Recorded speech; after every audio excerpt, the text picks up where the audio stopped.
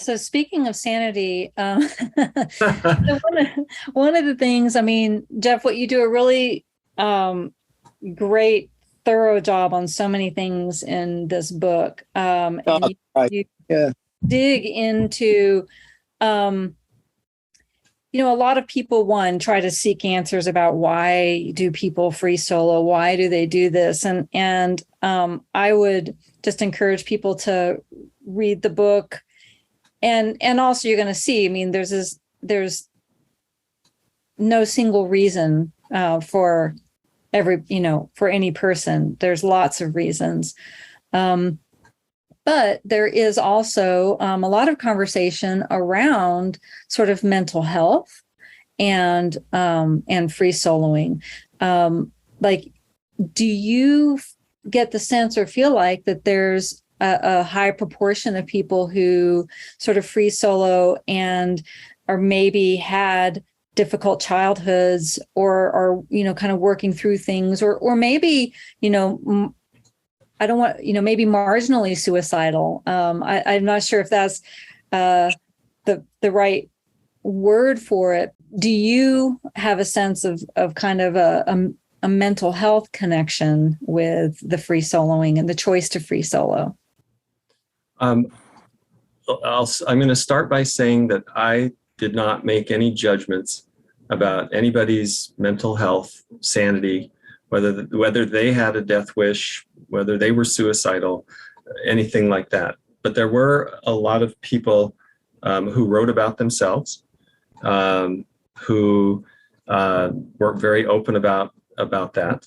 And there were some climbers who I think it was unfortunate that weren't around anymore to defend themselves against some psychological profiling that was done by people who did some research papers on them. Mm-hmm. I'm thinking of that 2018 research paper that I mentioned in the book that diagnosed Dean Potter and Dan Osmond. And it really approached their psychology from a very negative perspective, from what was wrong with them. Right. And that has been the typical psychological profiling that's been done on risk takers. There must be something wrong with them. Let's research what's wrong with them and write about that. And that will reinforce our stereotype, our bias that there is something wrong with them. Mm-hmm. And so, part of my research was to there's not just something wrong with them, because a lot of people say it's a really positive experience. It's a life-affirming thing. It helps them overcome, in a way, to transcend what maybe isn't, working for them in their lives and come out a better person. So I also looked at that. So like you said, there's no cookie cutter answer here. There's no one thing that makes, turns somebody into a free soloist. I don't think there's anything, Steph, that would turn you into a free soloist. You're a smart person.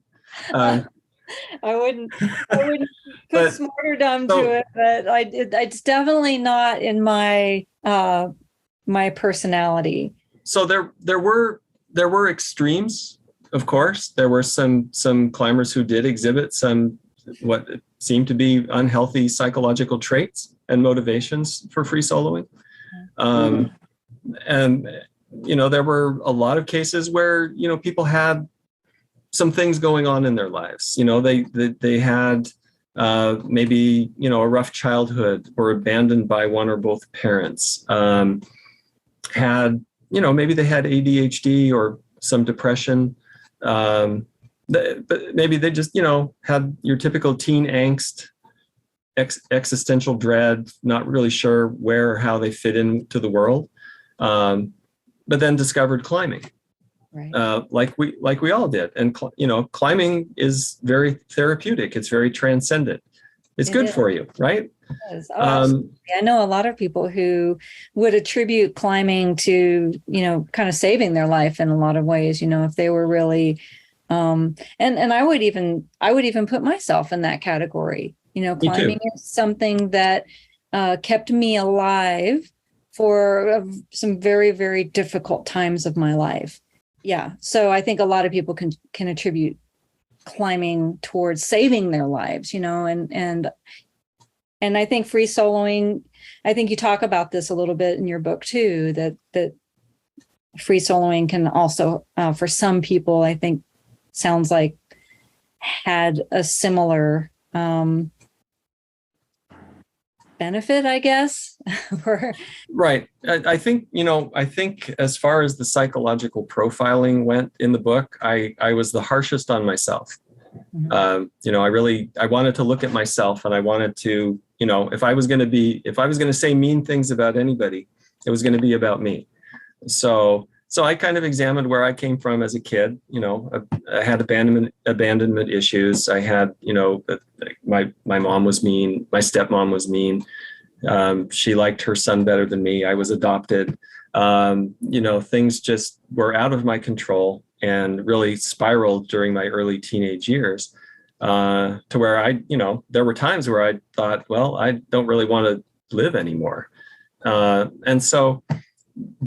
climbing, I really liked that. I could go off by myself. Nobody could tell me what I could or couldn't do.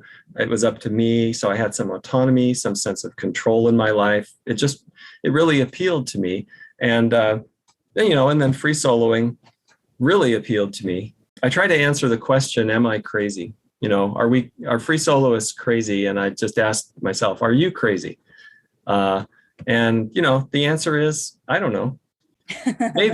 Maybe, but I think, in a way, like I write in the book, in a way, everybody's crazy by somebody's definition. I said, are you crazy to stay in a job for 30 years that you really don't like? Some people would say, yes, you are. Are you crazy to stay in a marriage for many years that just isn't working? Some people would say, yeah, you're crazy to do that. Well, I've done those things, so maybe I am. I'm really glad that we're on this subject. And so far in your book, Jeff, I've read this section twice. I'm finding it really interesting, and I'm so pleased that you've taken almost a microscopic look into the whole picture of not just the pretty pictures like we see on TV. For me, I think mental health and people's trauma, just general life trauma, are calling cards for soloists. I think that that appeal to address the noise in their brain, the confusion, and the extremes that mental health causes, it's like a big stick to that. We talk about mental health and self-harm.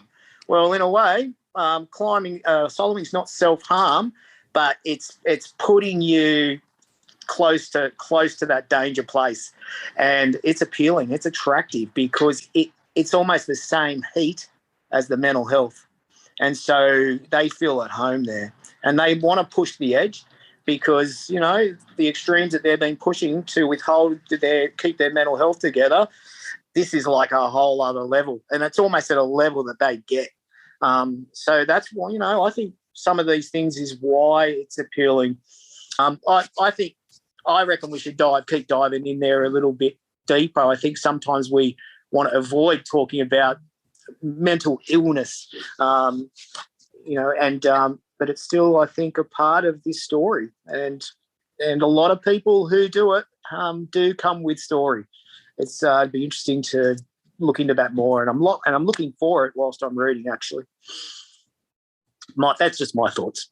I just want to hit on, there's so many topics and microscopic topics and subtopics, et cetera, that we can hit on. And I would just say, the best way to do that is to read this book that Jeff has written, because you really cover the whole, an incredible history of soloing, and just attacking it from so many different angles.